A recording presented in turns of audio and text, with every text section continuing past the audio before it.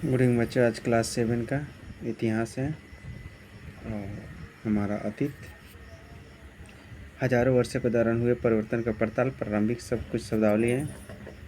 भूगोलवेत्ता किसी भी क्षेत्र में भौगोलिक परिस्थितियों के जैसे जलवायु, वातावरण, मौसम इत्यादि का अध्ययन करने वालों को विशेष व्यक्ति को भूगोलवेत्ता कहते हैं। उपमहाद्वीप भारत, पाकिस्तान, भूटान, बांग्लादेश इत्यादि के सम्मिलित क्षेत्र को उपमहाद्वीप कहा जाता है। मानचित्र जो व्यक्ति किसी स्थान पर परिस्थिति को मानचित्र या नक्शे पर उकेरने का कार्य करता है। काल अवधि तो किसी विशेष समय घटने वाली तथा घटनाओं के समूह को तथा काल अवधि कहा जाता है। नाविक समुद्र की यात्रा करने वाले व्यक्ति को स्वयं अपने प्रयासों से अपना मार्ग तैयार करते हैं। अभिलेख अतीत के वे मुद्रित सामग्री है जो हमें अतीत का ज्ञान करवाती है। प्रायः यह कार्य कठोर सतह वाले पदार्थ पर किया जाता है। हिंदुस्तान आज हम इसे आधुनिक राष्ट्र भारत के लिए तथा प्रयोग करते हैं। सुल्तानत काल के में यह शब्द राजा के लिए प्रयोग होता था। सल्तनत 13वीं शताब्दी से लेकर 15वीं शताब्दी के काल में भारत में तथा स्थापित शासन के लिए इसका प्रयोग होता था। हिंद 14वीं शताब्दी में इस शब्द का प्रयोग अमीर खुसरो द्वारा भारत के लिए किया गया था। विदेशी हमारी सामाजिक, आर्थिक और राजनीतिक परिस्थितियों को अलग व्यक्ति को विदेशी कहा जाता है। स्रोत वे तत्व जो अतीत का ज्ञान करवाते हैं तथा उस ज्ञान को तथा प्रमाणित करते हैं, वह स्रोत हैं। कुछ अभ्यास प्रश्न हैं।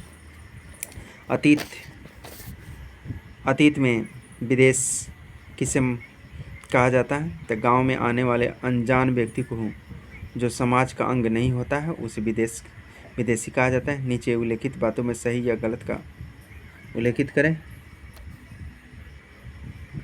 तो कर है सन 700 के बाद काल के संबंध में अभिलेखों नहीं मिलते हैं, यह बात गलत है। इस काल के दौरान मराठों ने अपने राजनीतिक महत्व की स्थापना की, हाँ यह बात सही है।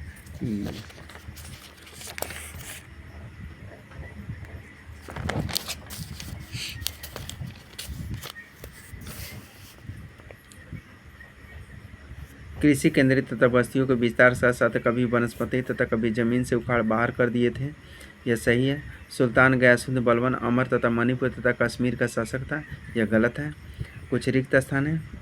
कर अभिलेखागारों में खाली स्थान रखे जाते थे, तो दस्तावेज, पांडुलिपि और कार्यलाई रिकॉर्ड आदि रखे जाते थे। खाली स्थान 14वीं सदी के इतिहास का था। जियाउद्दीन बर्नी जो खाली स्थान का एक इतिहासकार था।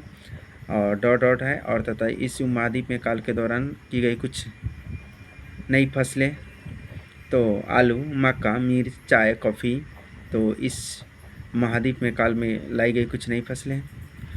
उसके बाद है इस काल में हुए कुछ प्रौद्योगिक परिवर्तन को भी तालिका दे। सन 700 से 1750 ईस्वी के बीच हजारों वर्ष में निम्नलिखित में से प्रौद्योगिक परिवर्तन हुए। तो इस काल में सिंचाई के लिए तथा रहट प्रणाली का भी विकास हुआ, जिसमें पानी निकालने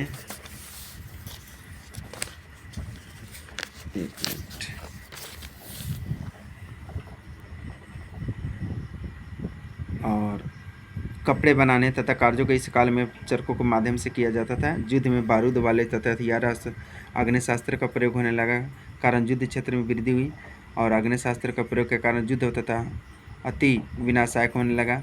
इस काल के दौरान हुए कुछ मुख्य धार्मिक परिवर्तन जानकारी देते थे। और मध्यकालीन युग में धार्मिक परंपराओं तथा निम्नलिखित परिवर्तन हुए जिसका वर्णन है।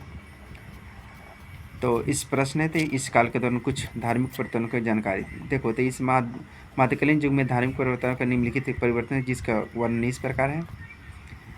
दैविक तत्व तथा लोगों को आस्था तथा कभी कभी बिल्कुल व्यक्तित्व स्तर पर होता जाता। प्राय धार्मिक अवस्था तथा स्तर तथा सामूहिक तथा सामाजिक संसार बदलने के साथ साथ अवस्था में परिवर्तन हुए। हिंदू धर्म में नए देवी देवताओं की पूजा, राजाओं द्वारा मंदिरों का निर्माण तथा समाज में तथा पुरोहितों के रूप में ब्राह्मणों को बढ़ावा तथा महत्व। कुछ प्रमुख धार्मिक परिवर्तन हुए। ब्राह्मण वर्ग के संस्कृत ग्रंथों का ज्ञान होने का कारण समाज में प्रमुख स्थान प्राप्त हो गया। ब्राह्मण द्वारा किए जाने वाला कर्मकांड का विरोध भी इसी काल में से आरंभ हो गया।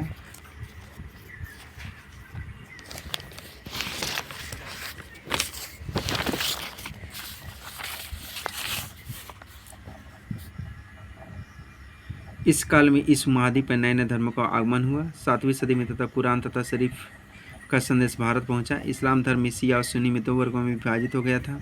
धर्म और सिद्धांतों तथा राष्ट्रमत विचारों को भी लेकर विभिन्नताएं देखने को मिली है। तो इतना ही बच्चों, आगे नेक्स्ट है। Thank you.